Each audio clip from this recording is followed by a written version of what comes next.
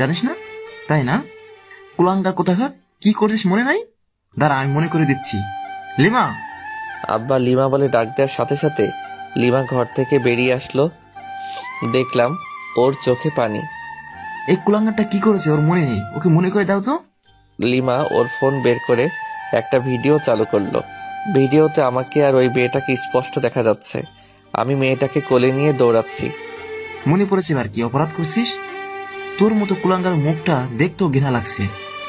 আব্বা আমার কথাটাকে শুনো প্লিজ। কিসের মতো কথা?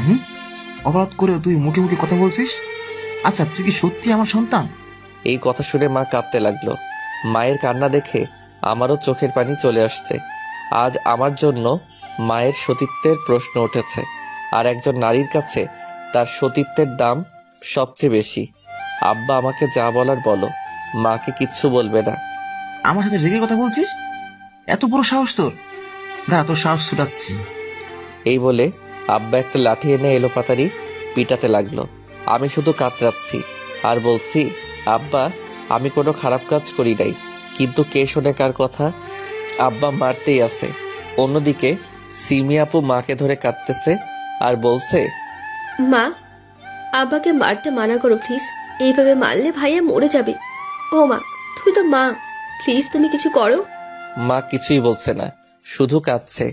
অন্যদিকে লিমা শুধু দাঁড়িয়ে দাঁড়িয়ে দর্শকের মতো দেখছে, সাথে বড় আপুও। সিমি আপু কোনো উপায় না পেয়ে আব্বার পা জড়িয়ে ধরে বলছে, আব্বা প্লিজ ভাইয়াকে ছেড়ে দাও, আর মেরো না, ভাইয়া মরে যাবে। আব্বা তুমি দয়া করো। সিমি আপুর কথাই মনে হয় আব্বার কিছুটা দয়া হয়েছে, তাই আব্বা আমাকে ছেড়ে দিয়ে বললেন, আজ তোকে ছেড়ে দিলাম, কিন্তু তোর খাওয়া দাওয়া বন্ধ, তোর কলেজ যাওয়া বন্ধ, তোকে আর পড়তে হবে না।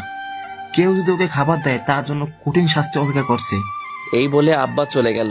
মাও কাঁদতে কাঁদতে চলে গেল, সাথে বড় আপুও।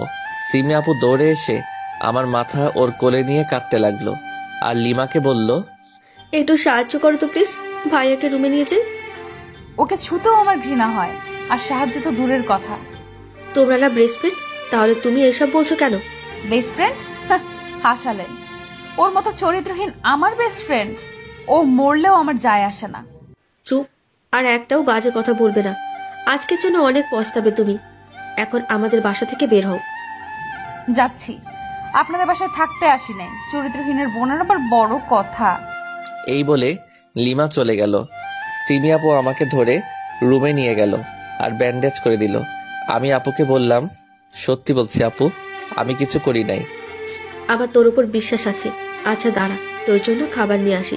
থাক আপু, খাবো না, একটু আদর করে দাও তো, আজ তোমার আদর খাওয়ার খুব ইচ্ছে করছে। আচ্ছা আয়। আমি আপুর কোলে মাথা রাখলাম, আর আপু আমার মাথায় হাত বোলাতে লাগলো।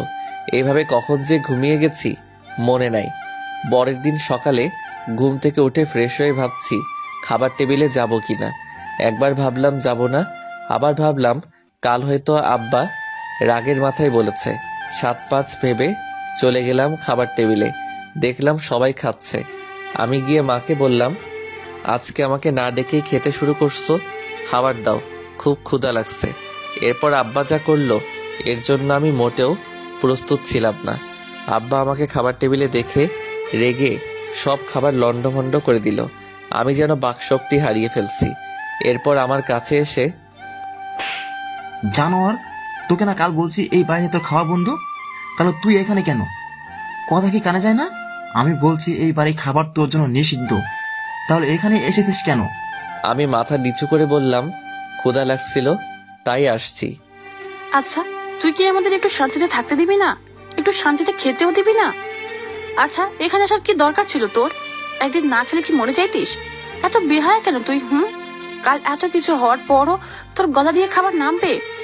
তুই এত বেহায়া কোথায় থেকে হইলি বুঝলাম না। আমি